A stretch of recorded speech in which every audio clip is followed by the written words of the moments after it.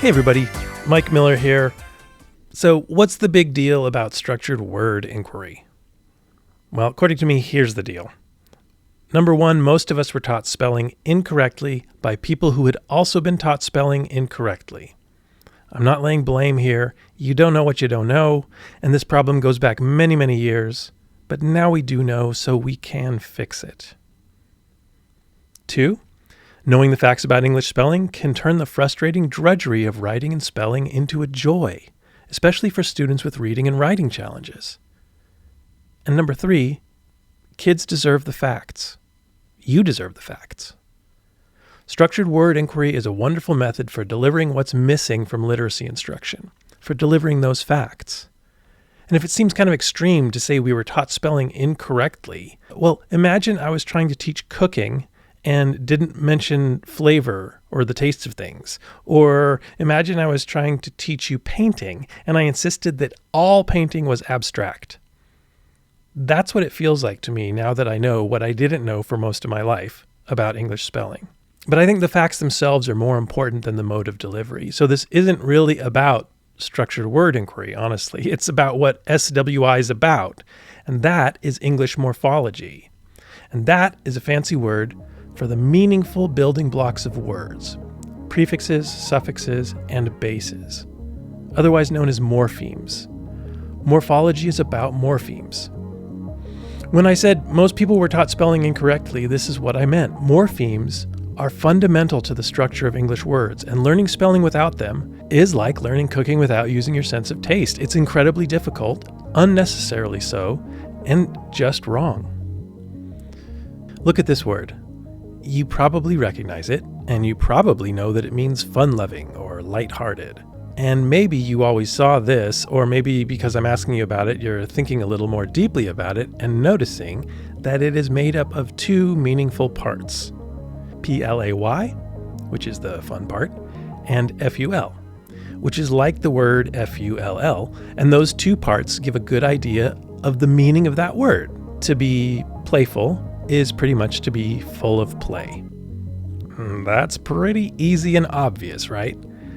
Well, now try to imagine that you could see much longer words, even words that you've never seen before, and you could recognize the meaningful parts just as easily as you did for playful. And also just as easily you could use those parts to get a good idea what those words mean. The crazy thing is that you can. We all can. We really should have all been taught this right along with ABC and CAT, but we weren't, and we can't change that, but we definitely can learn these things now without too much work, and it's really worth it. Look at this word.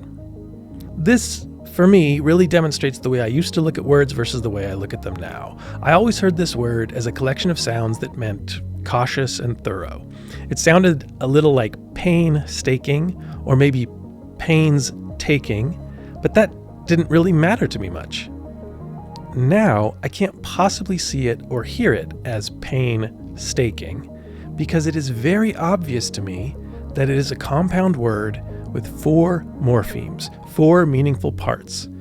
The base, P-A-I-N, plus the suffix S, plus the base, T-A-K-E, plus the suffix I-N-G, which replaces the E at the end of T-A-K-E. And those parts give me a good idea of the meaning of the word.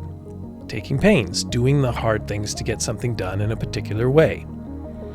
This shift from looking at spellings to get an idea of a pronunciation to looking at spellings first to get an idea of meaning by finding meaningful parts is a game changer.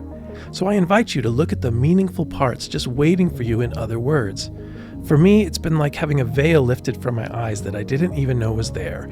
And by the way, you won't believe how much easier this lens can make spelling. Stay tuned.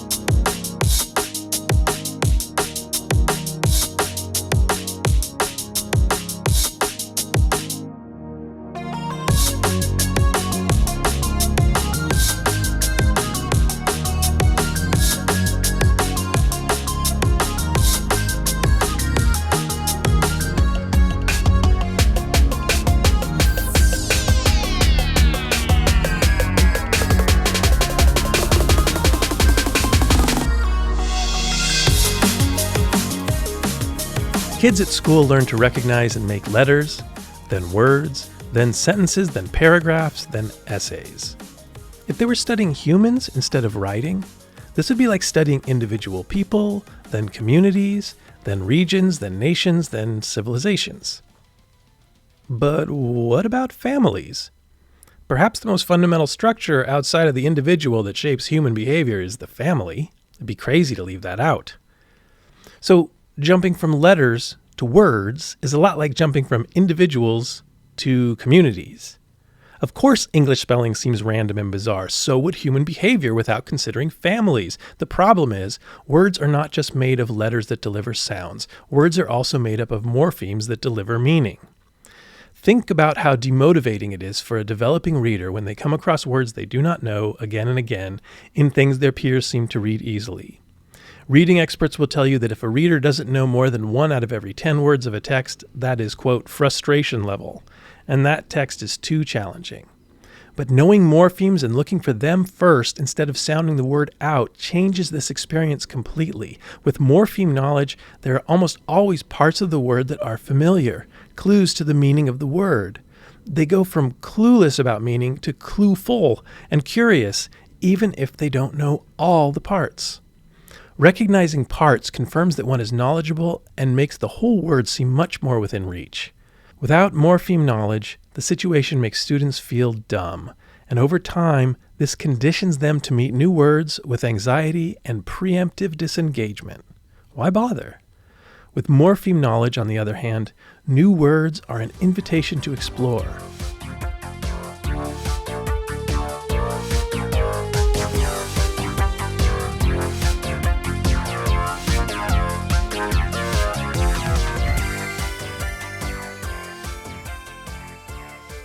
And over time, I think this builds momentum in their vocabulary acquisition and ease with challenging text.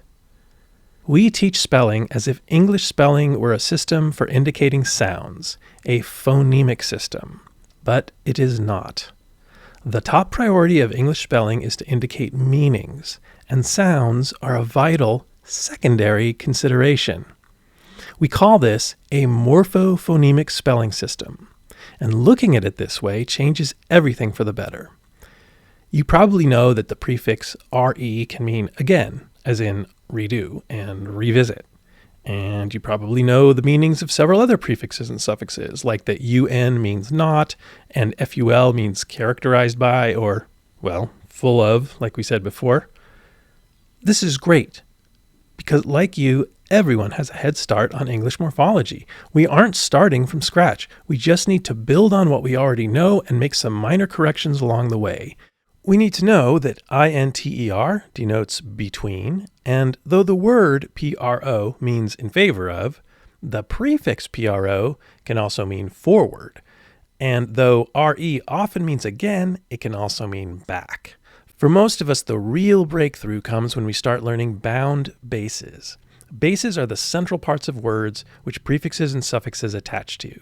And free bases are bases that can stand alone as words, like PLAY. Bound bases have to have a prefix or suffix to be recognizable as a word. These are morphemes like JECT, which denotes throw, like you do to a ball, and TRACT, which denotes pull, like what a tractor does. Researchers estimate that if one learns about 130 morphemes, their spellings and their denotations, one can accurately spell and glean meanings for like 600,000 words. And about that accurate spelling, just the same way you already know a number of morphemes so you aren't starting from scratch, you also have a good idea of the 3 basic spelling rules that govern how we attach morphemes to one another.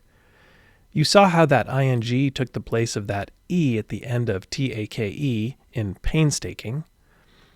That is one of the 3 rules, and you probably do that already. Similarly, there is a consonant doubling rule and times when the letter y changes to I, and that is all.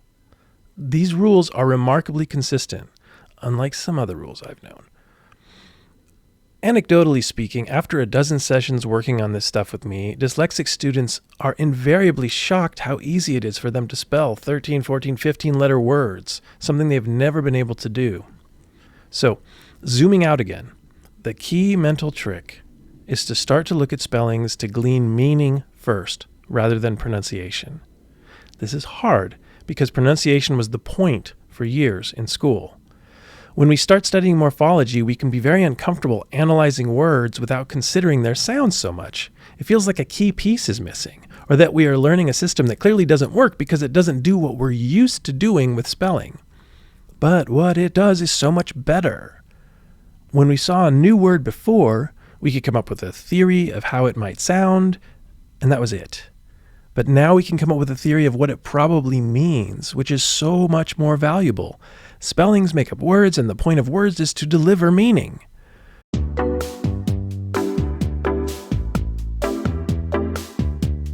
We read silently much, much, much more often than we read aloud.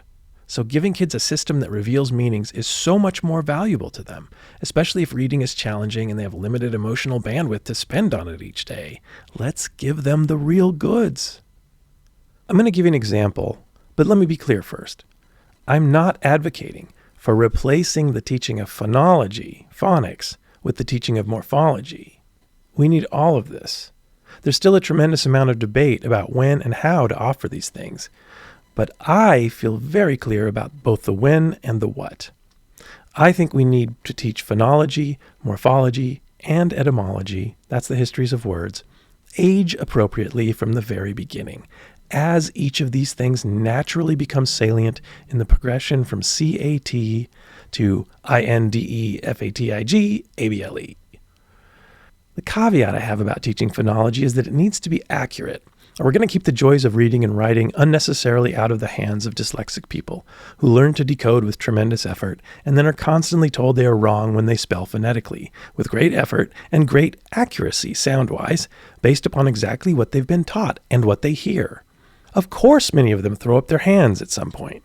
We have to teach that D often says T and S often says Z. We have to tell them they're smart when they spell truck as CHRUK, because that is exactly what it sounds like. To my ear, that spelling is more phonetically accurate than TRUCK. But frankly, so much of what we currently call best practices feels more to me like only practices. And they're actually tantamount to blindfolding a batter at home plate, having them swing at 150,000 pitches and saying, "See, they're improving." Well, of course they are, but that does not prove this is the best way to teach hitting a baseball. So when I compare a morphophonemic decoder's experience to a phonetic-only decoder's experience here in a moment, I admit, in some ways it's not a fair comparison because one student has been taught more than the other, and possibly even taught more accurate information about phonology too. On the other hand, it is a very fair comparison, because the phonics versus whole reading debate has completely missed the point that neither of those is adequate. We need the most accurate and complete elements of both, and we need morphology and etymology too. We need to be highly suspicious of any pedagogy that creates an either-or opposition among these pedagogies, when they're teaching a spelling system that is very, very both and.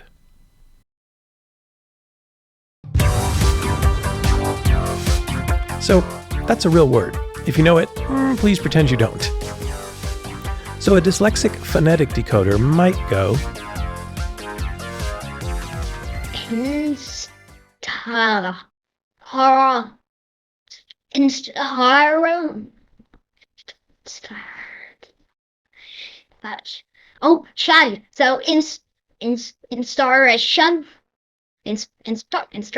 installation. Whether or not they are correct, they have no idea what it means. And that's the end of the story. A dyslexic morphophonemic decoder might go, well, ATION is probably ATE plus ION, and ATE makes it a verb or an adjective, so probably like make or do something that way, like in devastate. But ION makes it a noun, like the act of or incidence of or a case of. So it's probably the act of something being made in STAUR.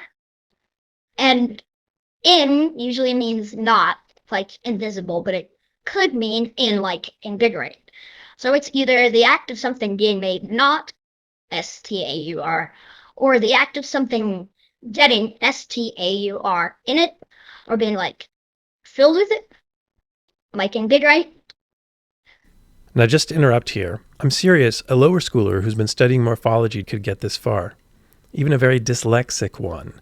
Pause to take in the difference. Sounding it out, the phonetic decoder's working memory is maxed out by the time they reach the 7th sound, if not sooner. And so, in order to hold the pronunciation at all, they need to quickly blend multiple phonemes into syllables or a similar word part. For example, in becoming in, and now taking up only one mental slot. This way, they can free up more working memory for the rest of the word. Many students at this point take a stab at an orthographic pronunciation of the rest of the word, abandoning letter-by-letter analysis and guessing at the rest based on its general shape, contour, or letter content, but without necessarily ascertaining all of the letters or the specific order they're all in. Then they add to this what they might predict it to be based upon the part that they've already decoded. How often will this be correct? Even students who are very good at it will often be wrong, and when they're right, the only way they have to check that is to ask someone or to look it up. And until they do one of those things, even if they're right, they have no idea what the word means. Phonetic decoding is severely throttled by working memory and only provides a pronunciation devoid of any meaning. The morphophonemic approach, however, offers a much more positive experience, already having recognized and being right about 3 of the 4 morphemes in the word. Much less working memory has provided much more information, not necessarily about pronunciation, but definitely about meaning, which is what we're reading for in the first place, meaning, even without knowing what the base is. This process is infinitely more empowering than phonetic decoding. Both students have encountered a word they do not know. One student is deflated, the other is curious and feeling smart. What the heck is STAUR? The only thing I can think of is it reminds me of SAUR, like in dinosaur, which means lizard. But that can't be the same family because they don't have the same structure. I can't just ignore the T. Though the act of making something into a lizard seems like a word I could get behind. But what about restaurant? We looked that up because some people thought it was RE something, and other people thought it was REST something. Like maybe it was RE because you go back again and again, but maybe it was REST because you can go there and rest and relax. It turned out they were both right because REST is actually a combination of RE and a very old sense for something like ST.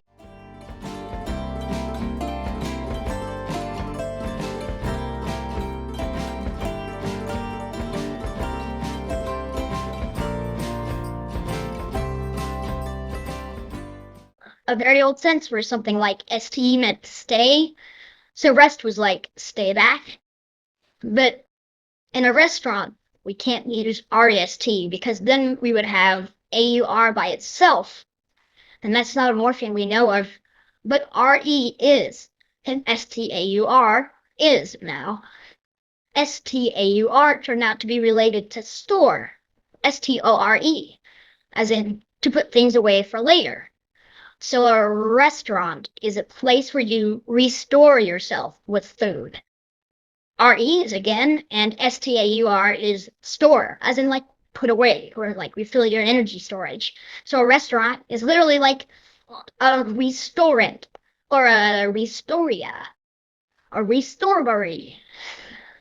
So if that's the same as STAUR, then instauration would be something like the act of putting stores in. Or like refilling your supplies, or something you should stock up on. Maybe. So a curious student at this point, and a lot of students who do this become very curious, they might want to dig deeper and see how we ended up with STAUR and STORE having such similar meanings but different spellings. Do they have a common ancestor? And that student might find that, yes, they probably do. Because if you go way back, you find a whole slew of words that relate to that old ST or STA form that all have something to do with standing or making or being firm. And that would likely start changing the way they look at many spellings over the long haul. But in the moment, it would probably make them more confident that instauration means something like the act of storing something up. Like, so you don't run out, or so you have it when you need it. And that would be an excellent theory. about the meaning of this rather uncommon word. And it happens to be correct.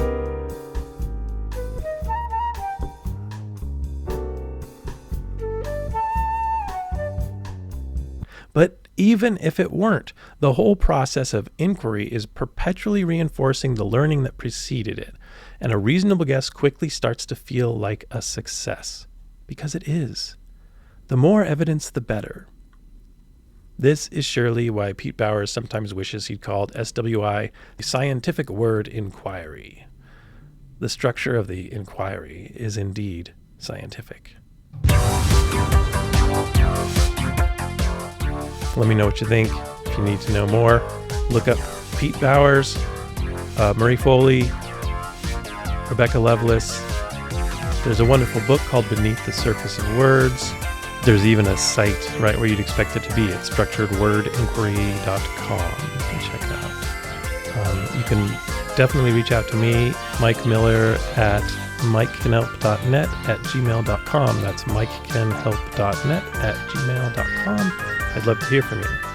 Correct me. I don't want to be wrong in the world. That's what we're working against here. Thanks so much for watching.